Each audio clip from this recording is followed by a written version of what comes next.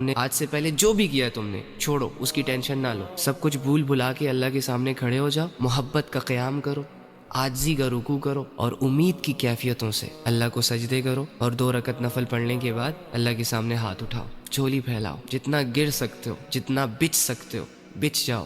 اللہ کے سامنے، جتنی عاجزی ہے تمہارے اندر ساری اللہ کے سامنے رکھ دو، اور اللہ سے کہو کہ اللہ بہت بڑے بڑے گناہ لے کر آیا ہوں، اے اللہ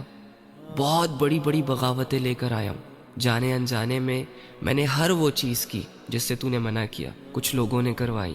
کچھ اپنی مرضی سے کی، اے اللہ یہ چھپن چھپائی کی زندگی مجھ سے مزید نہیں جی جا رہی، میں اب تیرے سے جڑنا چاہتا ہوں، میں آیا ہوں اپنا جرم قبول کرنے، اپنے گناہوں کو معاف کروانے، کیونکہ ایک آیت میرے کانوں تک پہنچی ہے، اور میں اگر تم سے ایک پرسنل بات شیئر کروں اپنی، جب زندگی تنگ ہو چکی تھی مجھ پر، جب لوگ نہیں سمجھ رہے تھے مجھے، جب مجھے میرے گناہ اور میرے گندے اعمال ڈرا رہے تھے، تو قرآن کی اس آیت نے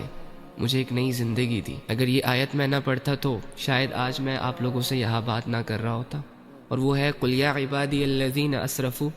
عَلَىٰ أَنفُسِهِمْ لَا تَقْنَطُوا مِن رَحْمَةِ اللَّهِ کہ اے نبی میرے ان بندوں کے پاس جاؤ جنہوں نے اپنی جانوں پر ظلم کیا، گناہ کیے بہت بڑے بڑے لیول کے،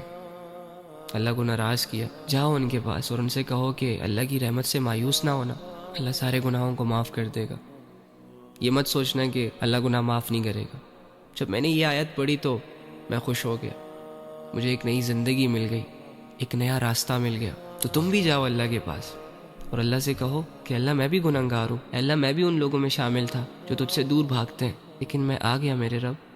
اب نہیں جاؤں گا، مجھے بھی قبول کر لے، یہ گناہ کیے میں نے، بس ان کو معاف کر دے۔ اللہ سے اپنا حال بیان کرو، اور جب تم معافی مانگو تو خوشی خوشی اٹھو کہ تم نے جس رب کے سامنے اپنے گناہوں کی معافی مانگی ہے نا، وہ بہت بخشنے والا ہے۔ اب یقین کرو اور اس کے بعد سے نئی زندگی شروع کرو۔ کیا مشکل ہے اس میں؟ چھوڑ دو بے حیائی، چھوڑ دو گناہ، چھوڑ دو غفلتیں۔ کتنی دفعہ کی ہیں تم نے یہ ساری چیزیں، کیا فائدہ ملا؟ کچھ بھی نہیں، آگے بھی نہیں ملنے والا۔ بس پھر اپنی زندگی عبادتوں کے ساتھ جوڑ لینا، علم کے ساتھ جوڑنا، اچھے لوگوں کے ساتھ اٹھنا بیٹھنا، سب ٹھیک ہو جائے گا۔ اور جو بھی حالت اللہ رب العزت کی طرف سے تم پر آئے اس پر صبر کرنا، اس پر راضی رہنا، اور اللہ سے کہنا کہ اللہ حالت تو بڑی مشکل ہے،